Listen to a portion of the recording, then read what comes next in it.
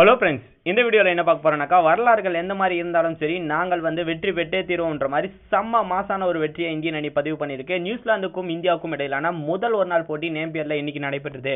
இந்த போட்டியில் பார்த்தீங்கன்னாக்கா செம்மையான ஒரு பவுலிங்கை இந்திய வீரர்கள் போட்டாங்கன்னே சொல்ல முடியும்.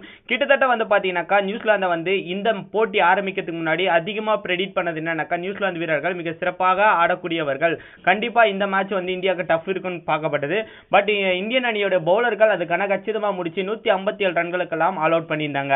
இதுல மிக முக்கியமான பவுலிங் யாருன்னு பாத்தீங்கன்னாக்கா குல்தீப் 4 விக்கெட்டுகளை எடுத்திருந்தாரு, ஷகால் முக்கியமான 2 விக்கெட்டுகளை எடுத்திருந்தாரு, ஷமியும் 3 விக்கெட்டுகளை எடுத்திருந்தாரு. இதன் மூலமாக 157 ரன்கள் மட்டுமே அடிக்க முடிஞ்சிச்சு. 158 அடிச்சால் வெற்றி என்ற இலக்கோட களமிறங்கினாங்க. கடந்த சில போட்டிகளில் ஷிகர் தவானோட ஃபார்ம் அவுட்ல இருந்தாலும் வெளிநாட்டு பிச்சுக்கள்ல அவருடைய ஃபார்ம் எப்பவுமே சூப்பரா இருக்கும்ன்ற மாதிரி இந்த போட்டியில 75 ரன்களை எடுத்து நாட் அவுட்ல இருந்தாரு. ரோஹித்தை பொறுத்த வரைக்கும் 11 ரன்களை வெளியேறியிருந்தாரு.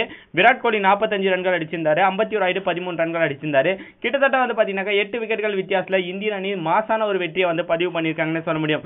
எனவே இந்த போட்டியை குறித்து உங்களுடைய கருத்துக்கள், இந்தியன் அணியை பொறுத்த வரைக்கும் மாசான பவுலிங் இருந்துச்சு, அதே மாதிரி ஷிகர் தவானோட ஃபார்ம் செம்மையா மாசா இருந்துச்சு, அதை பத்தின உங்களுடைய கருத்துக்கள் என்னன்றதை கீழே இருக்க கமெண்ட் பாக்ஸ்ல கமெண்ட் பண்ணுங்க.